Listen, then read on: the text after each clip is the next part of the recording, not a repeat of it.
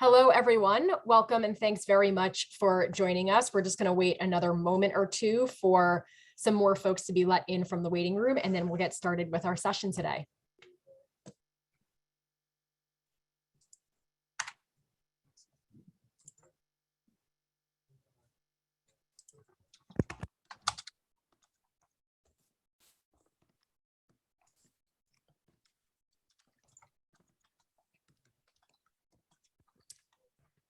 All right, I think things are slowing to a trickle, so we're going to go ahead and get started. Hello, everyone. Welcome again, and thanks so much for joining us.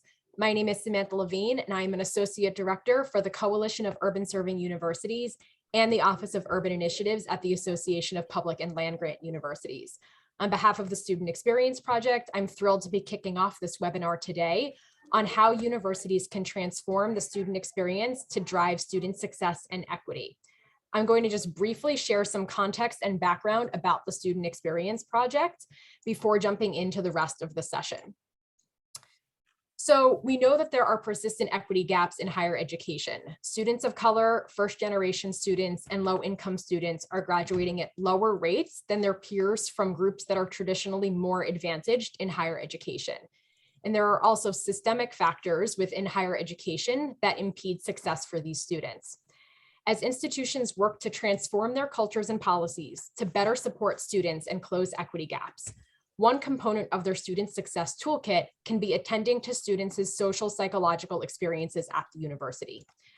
Decades of social psychology research demonstrate that when learning environments are designed to promote social belonging and communicate that instructors have a growth mindset about intelligence, students are more likely to take advantage of campus resources to support their success and persist through challenges.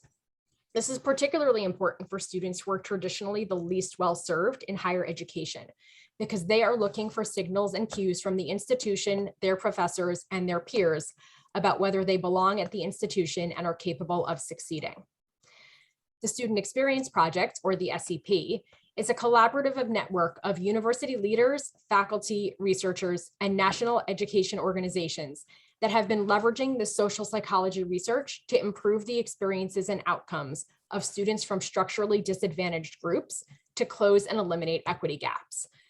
We do this by accelerating the adoption of innovative evidence-based practices that improve student academic outcomes and sharing these practices widely across higher education. The SCP has engaged 6 public research institutions as part of the project cohort, as you can see on the left side of the slide. They are Portland State University, the University of New Mexico, University of Colorado, Denver, University of North Carolina at Charlotte, the University of Toledo, and Colorado State University. And I know that there's many folks from those institutions joining us on the call today, and we're thrilled to have you here. The learning partners provide capacity building support for cohort institutions to utilize evidence-based practices and measure their impact on student experience and academic outcomes. The learning partner organizations are the Association of Public and Land-Grant Universities, the Coalition of Urban Serving Universities, the College Transition Collaborative, PERTS, Education Council, SHIFT, and the Rakes Foundation, who also provided financial support for the initiative. Also part of the project is the Peer Learning Network, a group of 10 institutions that implemented a targeted set of practices to improve student experience on the first day of class. The SEP has centered on transforming higher education institutions to meet the needs of all learners. For all students to feel like they belong, this takes dedicated effort on the part of institutions to create an environment where all students are welcomed and valued. Participating institutions have deeply examined the cues and signals that students are getting from across the university about their potential to succeed, and have overhauled things like course syllabi, university websites, physical campus spaces, and early alert communications to improve students' experiences of their learning environment. Today, the SEP is releasing a report detailing the findings and lessons learned from the project. The report focuses primarily on SEP's work to improve student experience in the classroom. Across the 6 cohort institutions, nearly 300 instructors participated in communities of practice on their campus, utilizing a library of evidence-based teaching practices and taking part in professional development opportunities provided by the SEP. Using a continuous improvement approach, faculty adapted these practices to fit their classroom context, received regular student feedback about their experiences in the course, and adjusted their practices to address student concerns.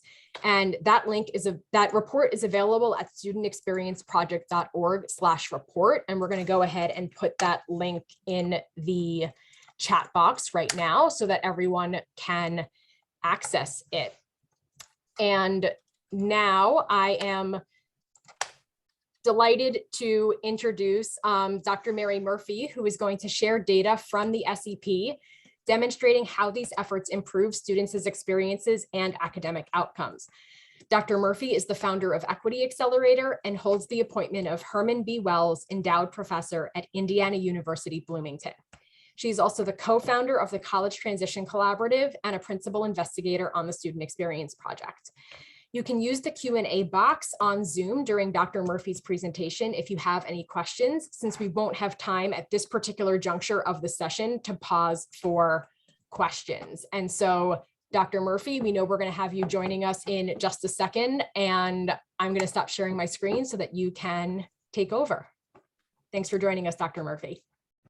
Wonderful. Thank you, Sam. I am so happy to be here to celebrate this wonderful project coming to fruition.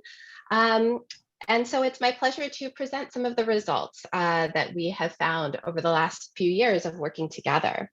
So I want to start by just saying that this research is really built on 3 decades or more, really, of research from scholars, notable scholars, people like Claude Steele, Sylvia Hurtado, Estella Ben-Simone, right? Sandra Graham, Daryl Wing Su, and people like Carol Dweck.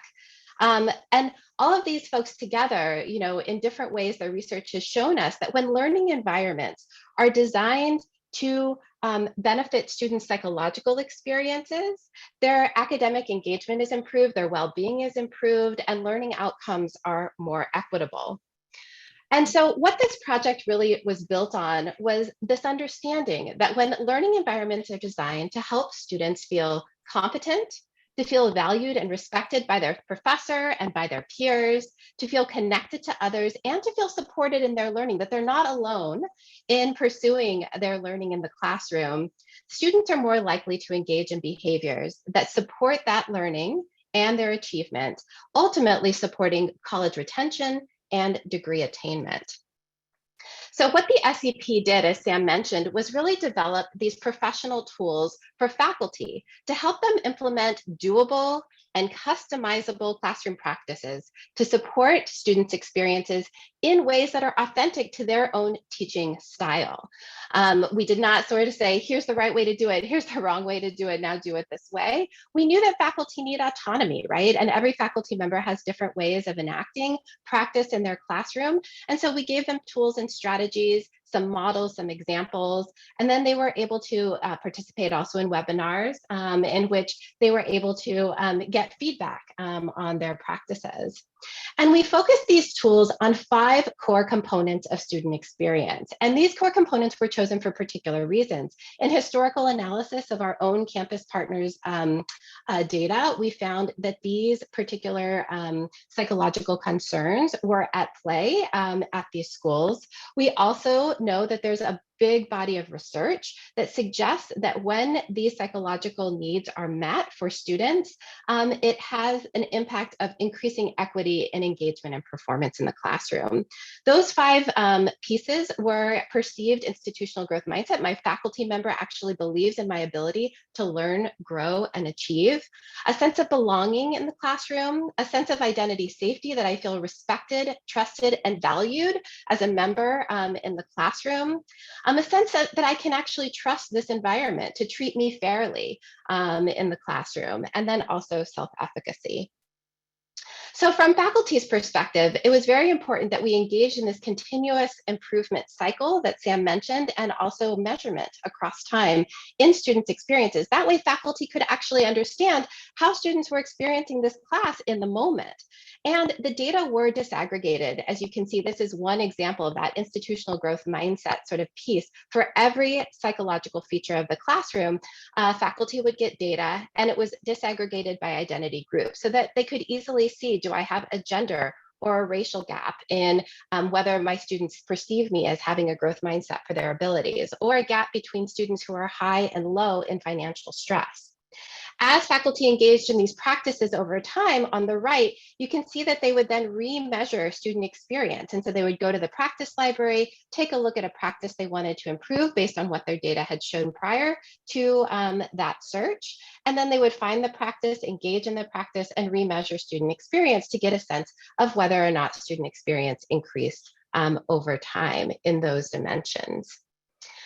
So a total of 295 faculty across 3 terms here on the right, fall of 2020, yes, in the middle of the pandemic, winter and spring 2021, and then fall 2021 were the terms of participation for faculty. And you can see, given these numbers, that many faculty actually chose to continue to participate over many terms. And to this point of institutional transformation, we found that faculty were inviting their colleagues and in fact recruiting departments to participate after they participated. And of course, we have the regular cyclical participation, such that faculty who teach in the fall might not teach in the spring and therefore come back in the fall. So we had a total of 295 faculty across all terms of participation. And we gathered student experience data from about 10,000 students per term. So we measured student experience from the classrooms of the faculty who were participating in the student experience project. And of the students surveyed, about half were women, 30% were Black, Latinx, or Native American, and 34% were considered to be highly financially stressed.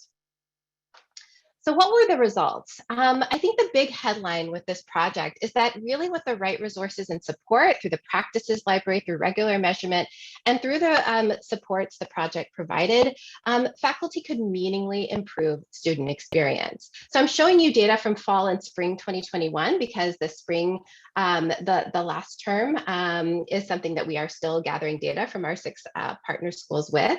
But what we see from those 2 terms of participation is that students' experience is improved across the cohort by 10.5%. This is a large percentage, right? Especially this was true if you disaggregate the student experience index into its various components. This was especially true for social belonging in the classroom and also for that feeling of identity safety, that they feel valued and respected in the classroom based on their social group membership. We saw the greatest gains. You'll see in the report that we disaggregate the data by intersectional groups, and we saw the greatest gains for Black, Latinx, and Native American women who are experiencing high levels of financial stress. Those individuals increased their student experience when their faculty was participating in the student experience project by about 25% on average. That's a very large gain. We found also that some faculty were quite good at this. Some instructors improved student experiences by more than 2 times the average, for example. We call these in statistical terms our positive deviant faculty, right? Who really seemed good at enacting some of these practices, putting in them into play in their classroom, and then increasing student experience as a result. And so what the Student Experience Project sought to do was find those individuals and find out how they were engaged in these practices. What were the ways in which they were enacting them, and then actually help elevate that to other members of the cohort so that we could really get that internal learning as a community of learners within our cohort of faculty. And then to the point of institutional transformation, which really is the heart and the meat of this project, is this goal of institutional transformation. We found that our university partners and faculty teams were extending this learning to other areas of campus change, seeing how much student engagement, motivation, and performance were linked to these practices and considering student experience in these practices. We found that they were applying that knowledge to things like redesign of their early alerts, the design of their physical and virtual space. Remember, this is in pandemic semesters, and so almost everything moved online. And so how do we design that virtual space to really create a sense of belonging, identity, safety, trust in these contexts, as well as things like academic probation messaging. So here is a result that I was blown away with when we were analyzing the data. And what you see on the x-axis here is the net change in student experience score as their faculty member was participating in the student experience project. So greater numbers on the right means their student experience increased over the course of the term of their participation. And what you can see here is that the probability of earning an A or B in these STEM faculty members' classes increased significantly as their student experience score increased as their faculty member participated in this project. So students had a much greater chance of earning an A or B in the class as their experience improved, and they were much less likely to earn a D, an F, or to withdraw from these STEM courses the more their experiences improved over the course of the term. So you can see that here. Also, to the point of equity, we found that positive student experience was associated, for example, I'm just going to show you one graph, but you can find many others in the report, with lower DFW grades, particularly from students from structurally disadvantaged groups. Those students that frankly, we really built this project around to support, right? We picked practices and psychological constructs that we knew are going to have a particular meaning and impact for these students. And so what you see on this graph, higher numbers are actually better. It means that they have a decrease, right, in the probability of getting a D, F, or W. And you can see that we have bigger gains. For example, some of the largest gains we found, a 31% increased probability of not getting a DF or W was increased by 31% for Black, Latinx, and Native American students relative to their white and Asian peers. Over here, with financially stressed students, we found a 43% greater impact for those students who contend with financial stress relative to their less stressed peers. So what does this all mean when we bring this together? You know, you're going to see in the report so many other aspects of this project. I'm just highlighting the most important and I think the most relevant here, but there are many others for you to dive into. Ultimately, what we found was that with the right resources and support, faculty can really meaningfully improve the student experience in college classrooms among STEM faculty, right? What we found was that partnering with faculty to support their role as culture creators, they are the culture creators of their classroom, and they help create the culture of the larger institution. And to treat them as such and to give them tools created powerfully a change in equitable and inclusive learning environments. We also found that improving student experience predicts important improved academic outcomes, right? In some ways, the student experience project, we sometimes kept calling it our pilot study, right? But it turned out to be this incredible feat of collaboration and outcomes that the student experience project provides this demonstrable proof of concept that these evidence-based strategies could be implemented with fidelity in real-world classrooms among college STEM faculty in ways that are authentic to their own teaching. We found that student experience has really important implications for educational equity. Improving equity in these students' experiences through use of these evidence-based tools can help narrow gaps in academic performance and persistence. And then finally, we found that efforts to improve student experience also enhances instructor belonging and job satisfaction. So, you know, we thought we were doing this intervention to really help support and create equity in these STEM classroom environments by supporting faculty as culture creators and giving them the tools they needed. But it actually ended up that we were having a big impact on faculty itself. This intervention in some ways was an intervention upon faculty, particularly in their time of need, as they transitioned into having to teach in ways that they may not have been trained in, and with little resources. We found that when instructors received that institutional support and when they worked in common goal with others, right, in these communities of practice at their institutions, they felt better equipped as educators and they were more satisfied in their roles. You're going to hear so much about this from the panel that is to follow in our next section of the webinar. They're going to tell us how instructors were changed, how campuses were transformed by participating in this, a sort of nice positive benefit of the student experience project. So I'm going to turn it over to Sam now to get the panel going. Thank you, Sam.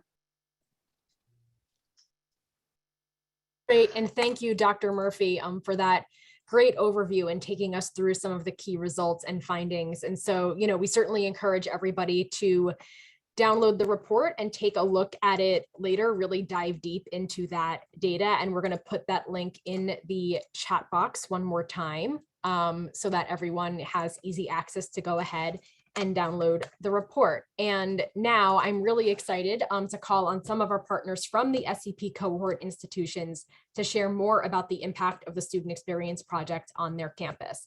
And so joining us today are Dr. Denise Partel, Associate Vice Provost for Student Success at the University of Toledo, Dr. Sushila Naughtenbelt, Senior Lecturer 3 and Director of the BA-MD program in the Department of Chemistry and Chemical Biology at the University of New Mexico, Dr. John Smale, Interim Dean of the College of Liberal Arts and Sciences at the University of North Carolina at Charlotte, and Michael Swing, a student at the University of Colorado, Denver. And moderating our discussion is Dr. Constancio Nakuma, Provost and Executive Vice Chancellor for Academic and Student Affairs at the University of Colorado, Denver. Please continue using the Q&A function if you have any questions for the panel, as this time around, we will have some time during the discussion to respond to audience questions. We'll also do our best to keep up and catch up with some of the questions that are rolling in the Q&A box with our text responses. And so Dr. Nakuma, I will turn it over to you to kick off our conversation. Thank you, Sam, for this honor to moderate this session.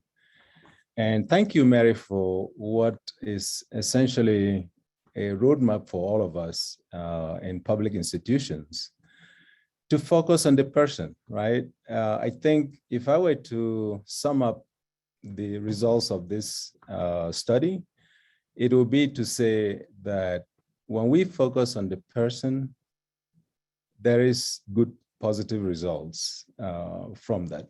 And why is that such an important message? Well, let's start by recognizing that we all are institutions of higher education. That's what we call ourselves. And as institutions, we're essentially bureaucracies.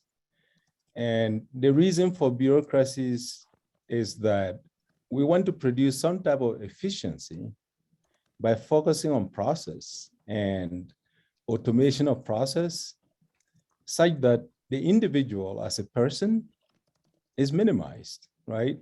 In bureaucracies, the person is expendable. And I think what this study is showing is that when we put the focus back on the experience, which means that the person matters, they have feelings, and we focus on those feelings, what we see is a very transformative process in what learning becomes and how even the professors get transformed, because they too are people, right? And so I'm happy to have to elaborate on these ideas, the panelists who have been picked to help us see this dimension of what it is that we are going to be doing, focusing on equity. And the reason for equity to me, being an institution that has as our goal number one, strategic goal, to be the first equity serving institution, and I'm smiling as I say that, we're not the only ones wanting to be that, but we are setting a very high bar that we hope other institutions are going to emulate. And the reason for focusing on equity is that we're trying to tell ourselves that we're not going to reduce people to these functional tokens that bureaucracies tend to elevate, right?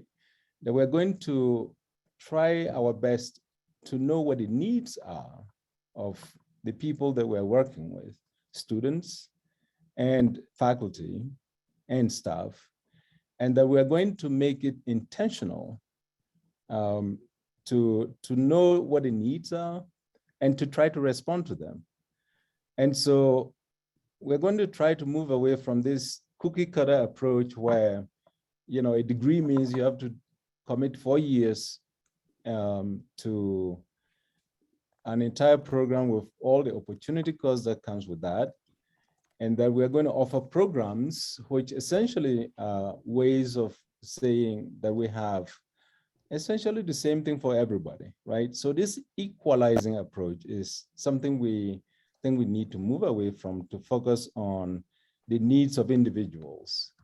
Now, that's a very high bar to set for higher education, because it's going to be quite expensive when you make intentional focus on individuals. But we know it's doable, and our panelists are going to highlight the many ways in which they are achieving success through this focus.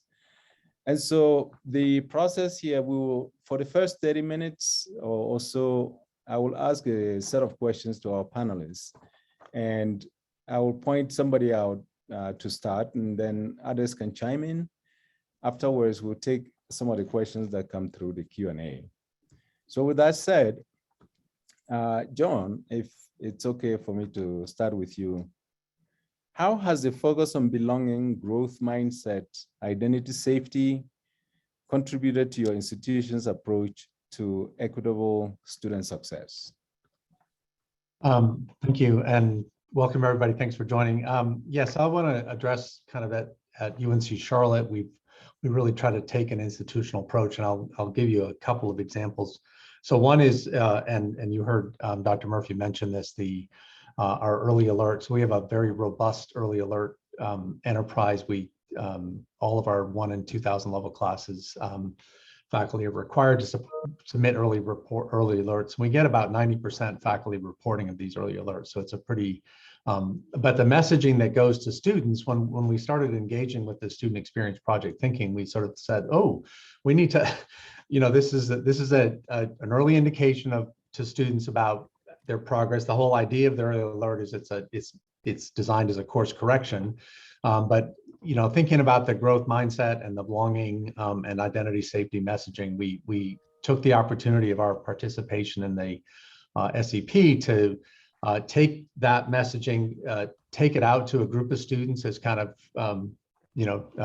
focus group testing, and then adjusted that messaging to try and make sure that the message that we were sending centrally, and also provided templates to faculty who were communicating with individual students in their classes on the basis of these early alerts. So both the central and the faculty messaging to students, so that early alert really did have the best chance of having that course correction. Yes, you belong here, but you need to step up your game messaging. So that's one place that we try to think about the kind of learning of the SEP, that the sort of doors that the SEP conversation and the team members in the SEP opened up to us.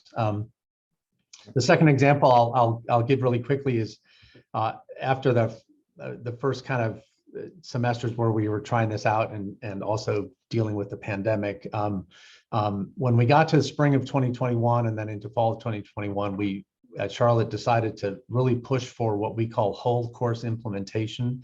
So we have, and we've got great individual faculty in different courses participating in the SEP and the kind of interventions that Dr. Murphy described. But we wanted to sort of see what would happen if we took this at a course level and recruited faculty, all of the faculty teaching sections of the same course. And that thinking was in part because of it does, one thing is the intent was to lower the temperature on individual faculty. So it's not a question of, we do have equity gaps and they're there. We don't want to send a message that, oh, you are a bad faculty member for equity. We want to say this is a departmental, it's a course responsibility. So let's think of this as a collective and get everybody involved and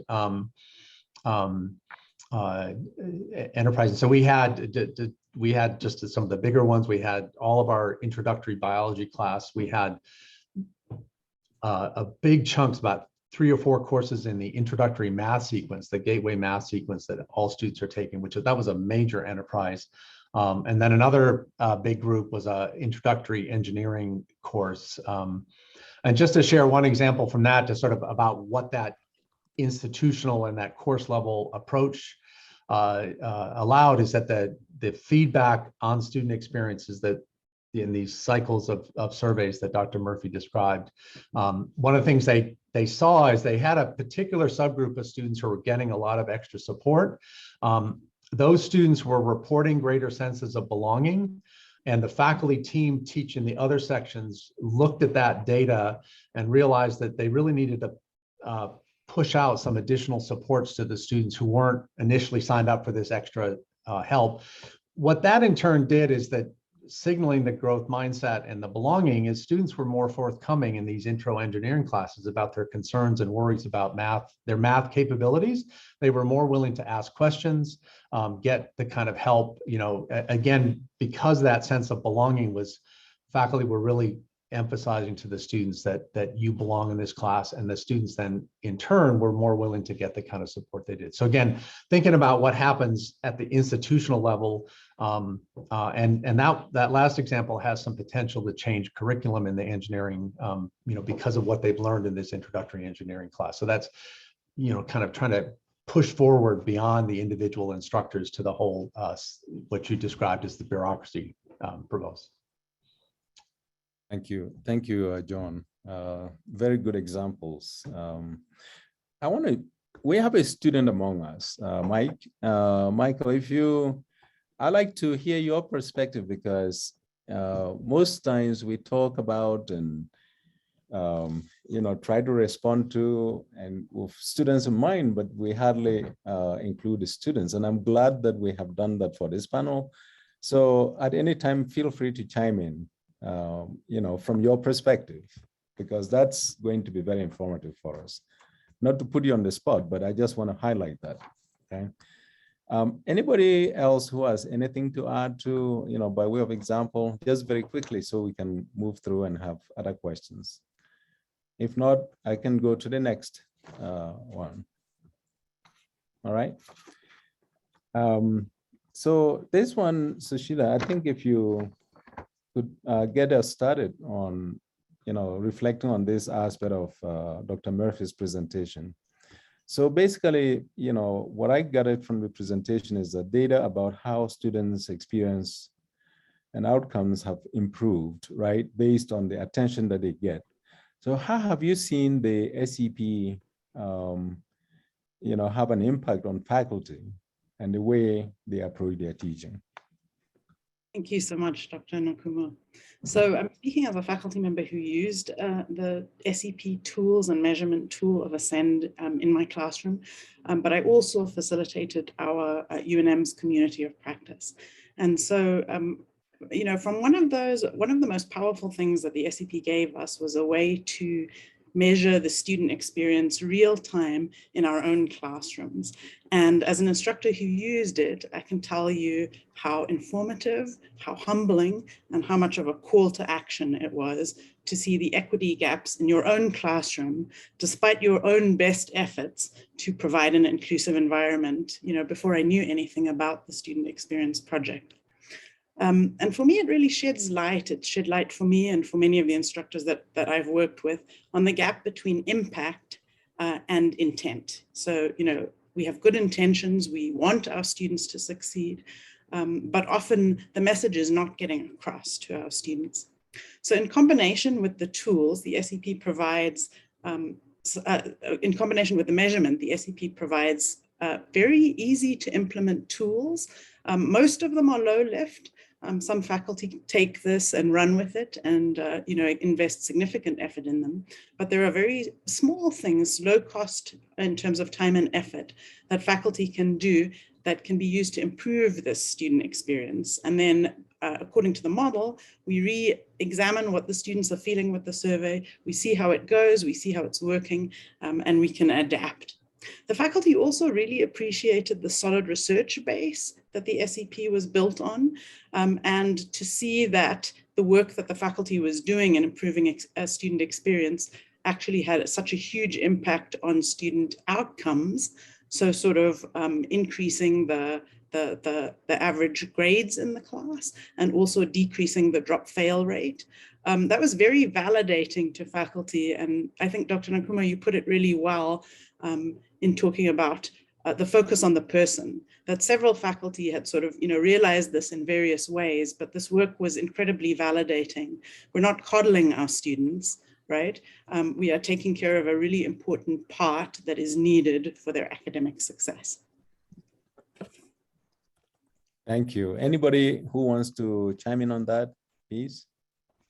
I think that, I would like to reinforce everything that Dr. Naughton-Belt said. At the University of Toledo, we saw really the same pattern. And one of the things that I think was so interesting was that as faculty saw the impact of these low lift changes, they started to implement more changes.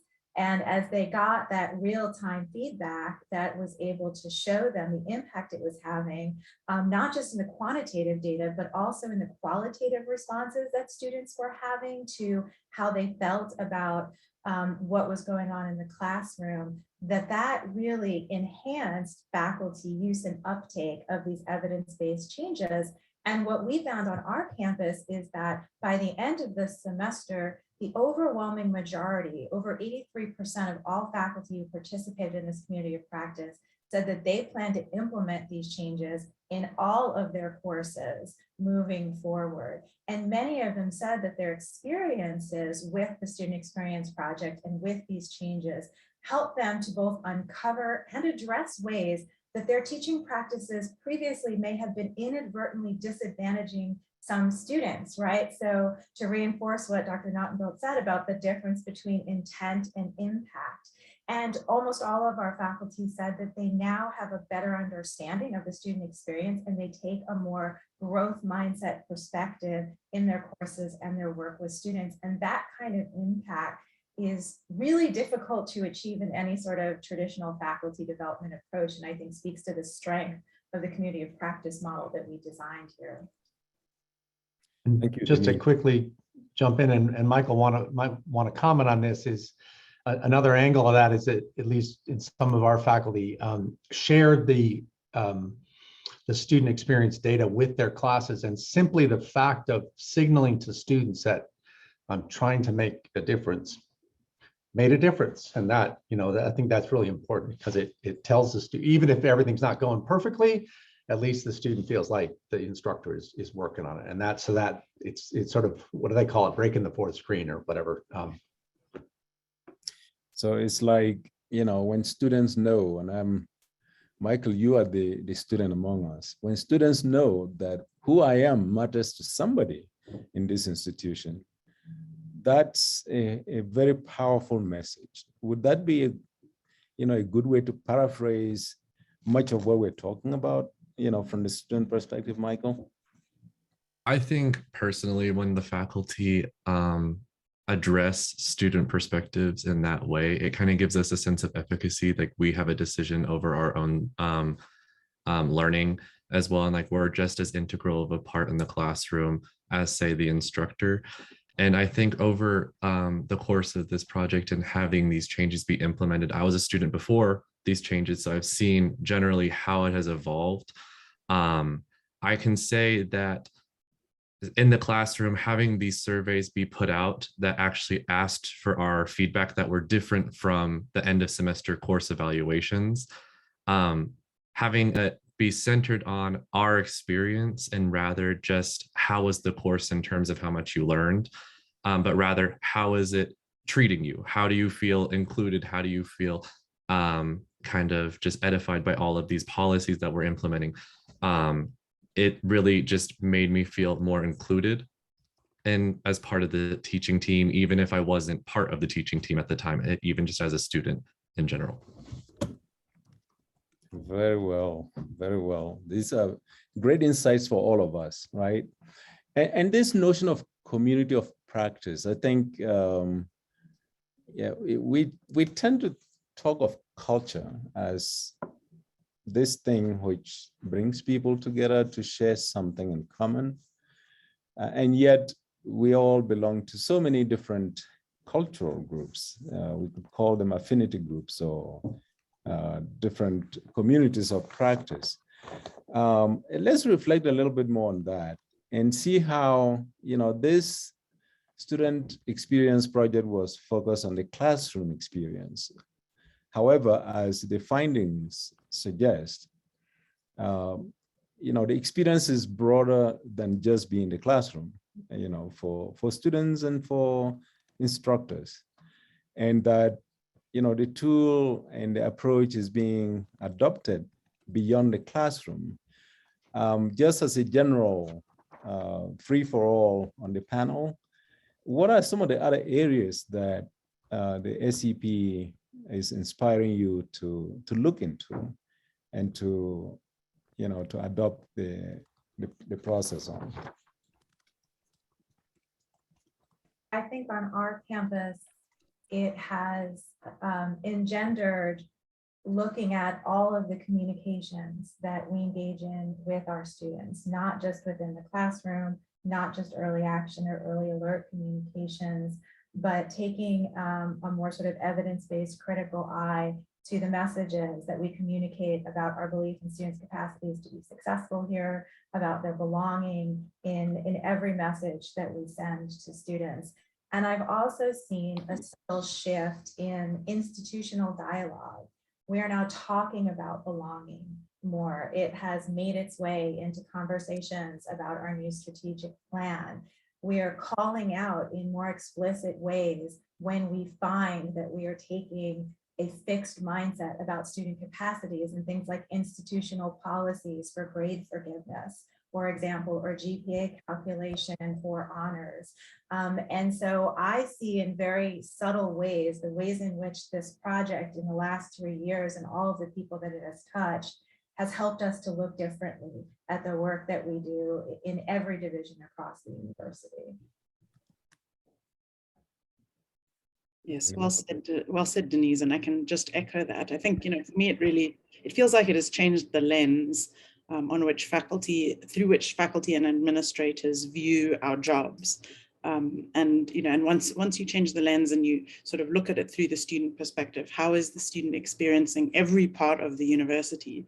Then you start to think and do things differently. And I think that's where institutional change really begins. Okay. Very good. Yeah. I want to make sure we have time for questions from the audience as well. Sam, if somebody's monitoring, maybe we can read the first question that comes from the audience. Yes, absolutely. I'm happy to do that. So we have one question. Could you talk about the parts of this that seem to be the most difficult and advice you would have for faculty who are just beginning to apply these ideas? I would say on our campus, the University of Toledo, Amy, for all of us, we were implementing this project wholly during the course of the pandemic, which meant that everything was changing at the same time. We were also asking faculty to make these changes, which in some ways simplified asking people to make changes. But one of the things that happened is that it wasn't just our students who were struggling with a sense of belonging and community, it was our faculty as well. And that was something that we really had to intentionally focus on in the design of these communities of practice, that if we were really going to try to engender institutional change, we had to create a space where faculty felt that they could be vulnerable and make mistakes and be courageous and try these tools and talk about them with each other in a community of like-minded people. And especially in a community that wasn't just made up of faculty within their department or their program, because sometimes it can feel more threatening to have those conversations. So figuring out the ways in which to create these communities to engender that kind of space was really challenging for us. And honestly, it evolved over the first 2 years of the project. I can add a perspective here. I think sort of helping faculty sort of understand what it means to connect with the student on an individual level, even if they teach very large classes, supporting faculty with sort of sensible boundaries, like how does one provide flexibility when you're teaching a 200-person class in terms of assignments. And that proved to be sort of very important, that sort of, I think when faculty open themselves to their students. Some of them found a flood of student responses, which was very gratifying, but also sort of came as a cost to faculty. And so, what we've been working on in our faculty communities is sort of sharing those strategies, sharing the smart strategies, sort of using the classroom support, thinking about what could be outsourced to TAs or undergraduate helpers, of which Michael was one of these. But yeah, also just sort of, like, again, as Denise mentioned, thinking about the faculty experience, it has to work for everybody. It cannot be the faculty member sort of bleeding out to try to, support their students. Yeah. Michael, can you help the audience understand how the student participation in this effort makes a difference? Because obviously, your experience can be very informative here. So just for some context, I have worked as a learning assistant for CU Denver for the past 3.5 years, for teaching multiple different biology classes and chemistry classes. And what I can say from my experience is the student voice is a necessity in the classroom. You need a student perspective to kind of elucidate all of the issues that we're going through, that we're dealing with, because no matter how hard faculty try, and it's no offense at all, they're always going to be removed from the student in some way, just from a power dynamic, from an education level. We are entering into college addressing our teachers as doctor now. There's obviously that difference in a position that we have. And so I can feel that sometimes students may feel hesitant to share their experience. But then when you introduce that student voice into the classroom, being as a learning assistant, I have been in their exact same shoes. I know what current problems they're going through. I can provide the voice and the perspective to help create classroom change. And I think personally, that is a necessity going forward in all classrooms, is trying to incorporate student voices in any aspect as possible. Because at the end of the day, I understand at a deeper level what is happening. And that's especially what happened at CU Denver, is whenever there was, during COVID, when we transitioned online, I could provide perspectives to my professor that I was teaching about what I was going through personally. Either it being my personal issues, my financial issues at the time, I could kind of relay that to them, and then we could create a more flexible framework for how assignments were dealt with throughout that semester. And even through this transition back into in-person classes, I provided that perspective of what we needed to do differently. And I think just going forward, that is the most important part, because the faculty are doing great things with the SEP framework by introducing all of these surveys. But I think going forward, you really need to include the student voice, because at the end of the day, having those students with you as a part of your teaching team is going to ultimately create a better classroom experience. And this is a very powerful call to action, Michael. This is precisely the kind of perspective that we ought to be bringing to this whole idea of equity. Because if we really want to be equitable in how we approach learning, we have to be mindful of the needs of the learner, and who best to engage than the learners, right? So thank you for that perspective. I know others are willing to chime in as well. Dr. Nakuma, what I was going to say is that, I think those of us who are serving in administration, who are playing a role in faculty governance, also need to recognize that to elevate the student voice, we have to value and recognize that elevation among our faculty.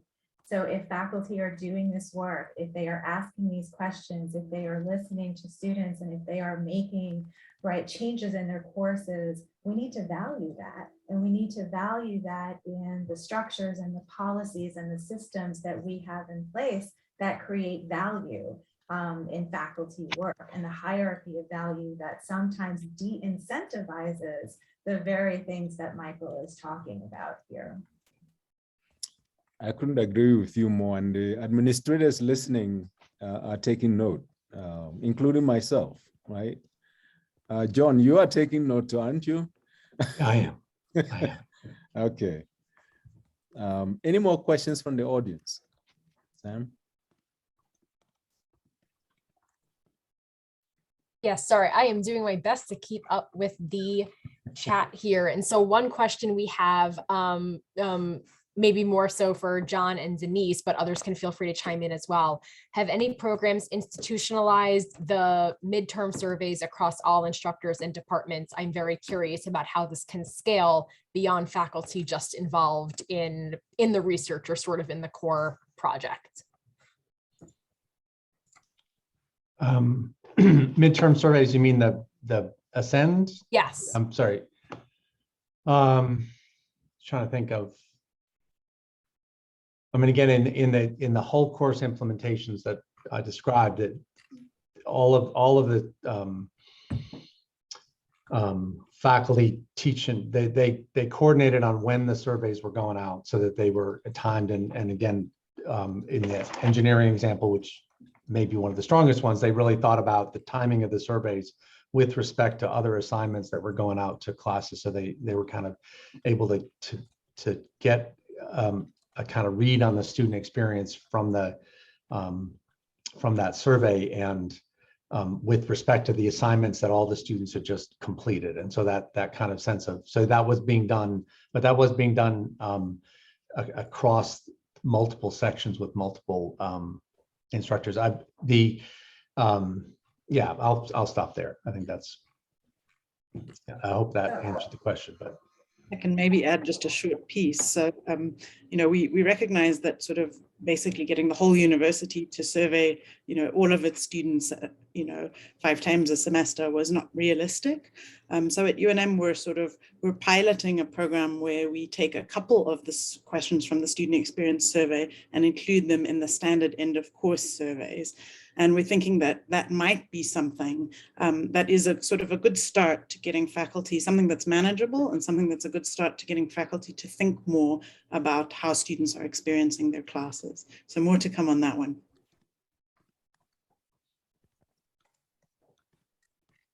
Well, we're getting close to the end of our session, and I want to make sure that we have maybe one last question from the audience before we transition out. Yes, okay, so one final question from the audience, and we're so sorry that we didn't have time to get to everyone's responses. We'll do our best to keep typing up through 1 p.m. But final question for everyone, what was the most unexpected outcome of the report and what did we learn from that? And I think we're actually going to call on Mary to respond to that a little bit from her perspective and then invite our institutional partners to chime in as well. Great. Thank you, everyone. This panel has been wonderful. The most unexpected finding, you know, as I think back to how we actually in partnership chose all of the constructs to focus on, the most unexpected finding, I think, has been the identity safety findings in some ways. Many of our schools initially were kind of unsure whether they wanted to include identity safety in our measure. People were a little concerned about really thinking about identity as a central focus of the work, and you know, diversity and this sort of thing made some people uncomfortable, and sort of asking questions about people's experience based on group membership. And yet we found, you know, in the report that faculty who, for example, didn't share identity with students in their classroom, nonetheless found agency with these tools and resources to really connect with students across group lines and actually really help support their experiences and their performance. And so seeing the way that faculty came around to this and how they sort of took it upon themselves to learn about how to create these identity safe settings, I think was really inspiring. And we weren't sure if it would show up in the data. And so seeing that it did so strongly, it was one of the highest pieces of student experience that moved across the terms by our faculty who were, you know, largely not people of color. So that to me was really good. So seeing how faculty experienced agency in shaping students' identity safety in their classroom through this project. I think for probably the most unexpected finding was how important a sense of belonging ended up for our faculty, and the key role that that played in the impact that this project has had on our campus. And just as an example, when we started 2.5 years ago, our initial cohort was 11 faculty. We have 76 faculty participating. In fall of 2023, we now have, I think, 6 or 7 different cohorts. And many of our faculty, I think at least half of the fall cohort, are returning champions who are coming back voluntarily. They are not getting compensated. I think because of the community that they feel with this project. And so, you know, I think that the role of that in high impact, sustainable change in the learning environment is something we all need to pay attention to.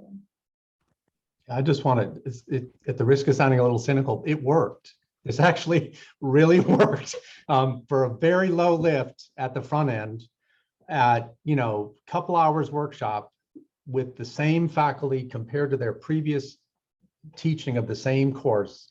We saw significant performance gain. I mean, it worked. And I was grateful, but a little surprised at how strong that signal was. And that's, we're trumpeting that, and that's really important. Yeah, John, I like your form of cynicism, actually. Yeah, I think we tend to forget that faculty are people too when we discuss these matters. And the feelings and the experience and all of the focus that we're putting to it applies to faculty just as equally as to students. And so it should not be very surprising when we bring that focus out of our bureaucratic mindset, which unfortunately we've all tended to just consider to be the norm, and bring the focus back onto the person, you know, the learner with feelings and agency for their learning, and they have a reason for being there. When we put that focus on, I think there should be nothing surprising about the findings here, right? And so with that said, I will turn it over to Sam to conclude. But thank you all. Thank you to the panelists for the insights that you've provided. Thank you especially to Michael for the student perspective on all of this. And there are so many calls to action that I hope we're going to heed, because after all, the reason that we're doing this is to make sure that we are supporting the learner. And there's no way to do it unless we actually know what the learner wants, which is why the word equity makes sense here. Take it over, Sam. Wonderful. Well, thank you, everyone. Thank you to Dr. Nakuma for your insights and for moderating such a dynamic conversation. And thanks to John, Denise, Sushila, and Michael as well for sharing your experiences and your insights with everyone today. Also, just want to say a tremendous thank you to everyone who's on the line for the really, really insightful questions and conversation that, you know, we've had the opportunity to bring you into throughout. And again, I'm sorry we didn't get to more of your questions. We'll see if there's a way for us to respond to them in text somehow and send that out after the fact. But I did want to just take a little bit of time to talk about the new resources that we are releasing today in our SEP Resource Hub, which outlines a number of tangible actions that institutions can take to improve student experience. And this includes a number of tools and resources that you can use to move the work forward on your campus.